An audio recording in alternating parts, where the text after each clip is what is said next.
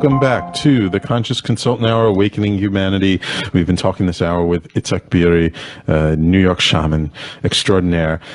So before we went to break, I mentioned about ayahuasca and that you have sort of a different take on it compared to a lot of shamans out there. So I'm curious, what's your perspective on that particular plant?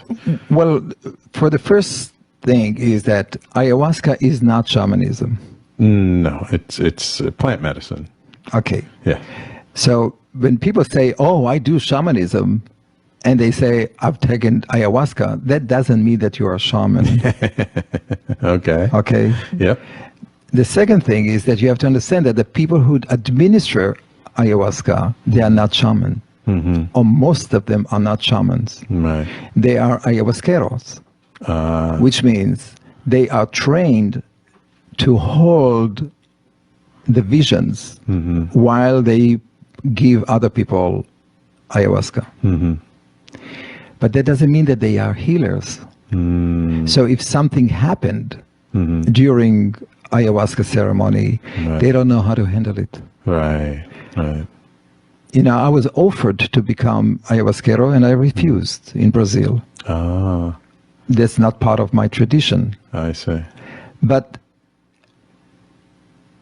you want to do it, ayahuasca ceremony with a shaman, with a real shaman, not just the guy who can pump music and give you some songs. You want to have a person that actually can move energy and change energy, and they can do the La Limpia as you're doing the ceremony. That he can pull the negative energy, the poison arrows. They can walk into your energy field and pull what you came here for healing.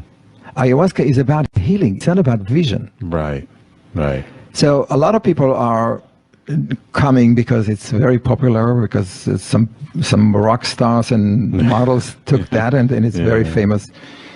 But I think that they come for the wrong reason. It's what my take on it is that, and I've done these ayahuasca ceremonies mostly with healers, with shamans, is that we in the West are inflicted with the biggest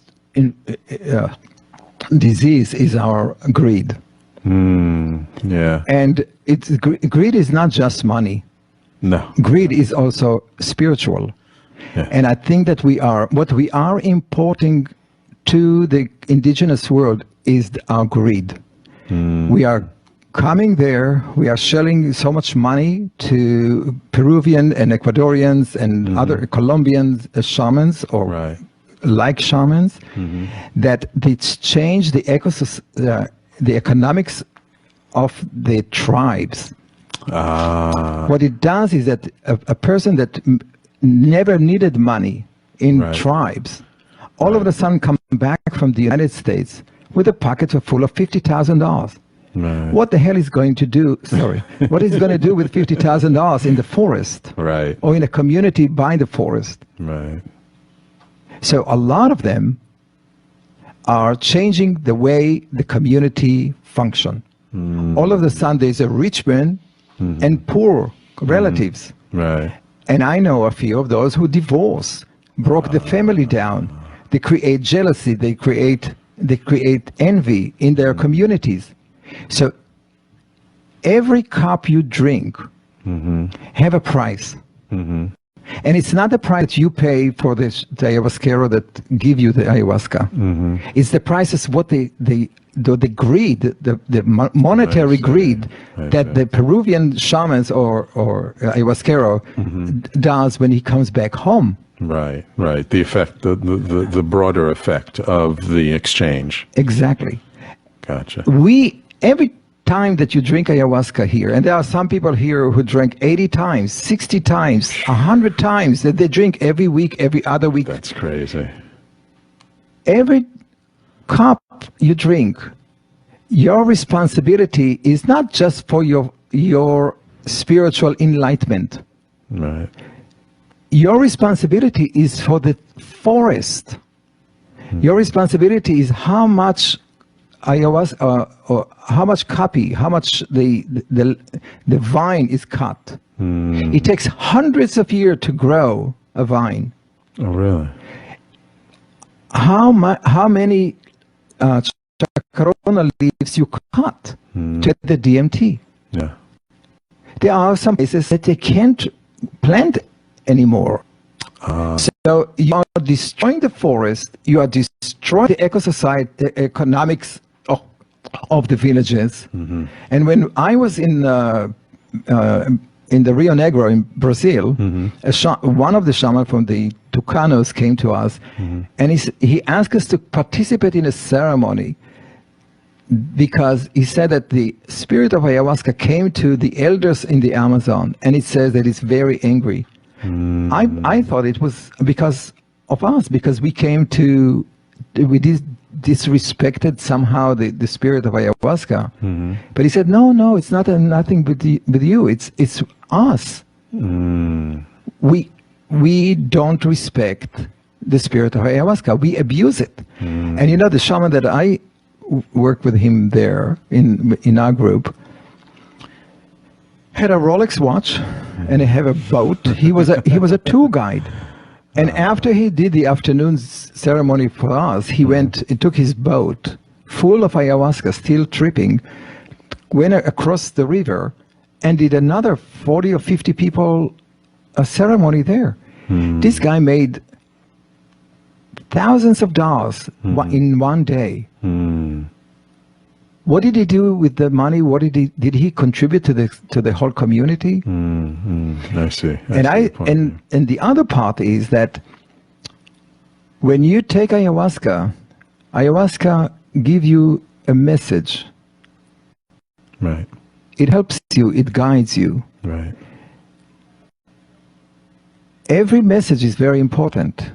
Right. So it takes time to integrate, to understand what the message is. Right.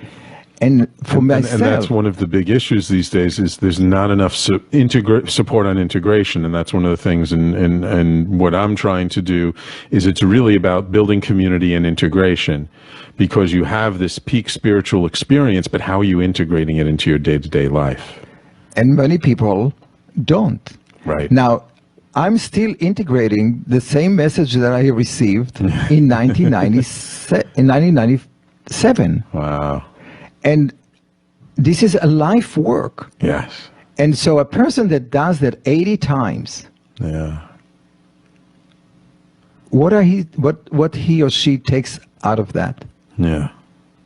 It is a total spiritual greediness. Right. And I think that you cannot be enlightened by drinking ayahuasca 80 times, more than you can take it with one. Yeah. And I think that another part is that ayahuasca traditionally is a medicine to clear your digestive system. And we don't pay attention to that, because what it does, it's really about removing parasites and bacteria from your stomach and digestive system. And that would change or create health in the person. So you want to tell me that you that live in the Western world with the refrigeration and fresh food needs 80 times to wash your system? Right. It's depleting. Right. So I spoke about it in a conference in London with our plant conference, and the people who organized this event were very upset and very angry. Yeah, I'm sure. But I think that this voice has to be heard. Yes. Because it has become so popular. And talking about popularity, in Peru today, you go to the market and you buy prepackaged ayahuasca with a bowl. Yeah, I heard now. I have one. Get it. Oh my God, it's amazing.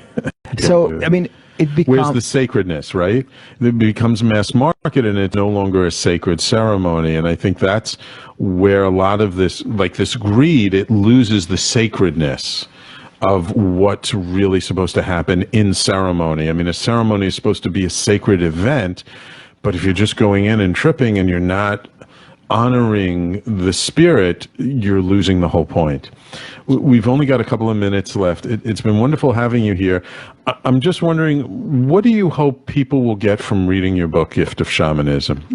What are you looking to inspire in people? What I really want them to get is that in spite of themselves, there is a shaman residing inside them.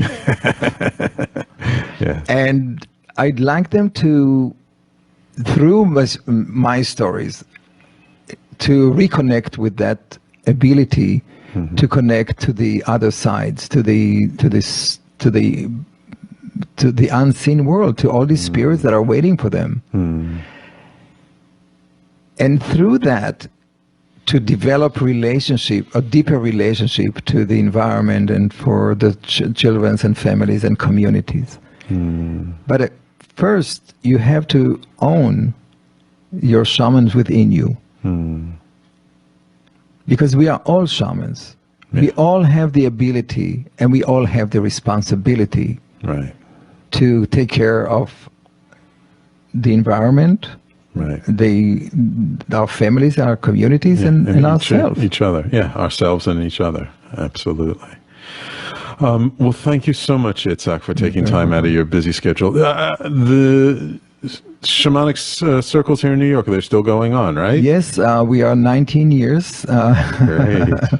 It's nyshamaniccircle.org. Okay, wonderful. And if people want to get a hold of you or learn more about you?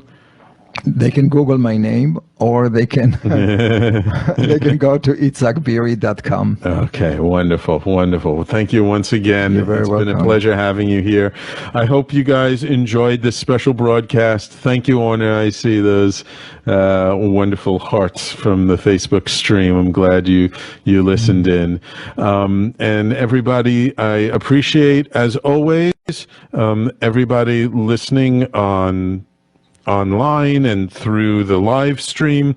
Once again, for those who missed my announcement last hour, I will be giving a TED Talk on April 26th at TEDx Upper West Side. Please go to TEDxUpperWestSide.com. You get a discount if you get your tickets before April 20th.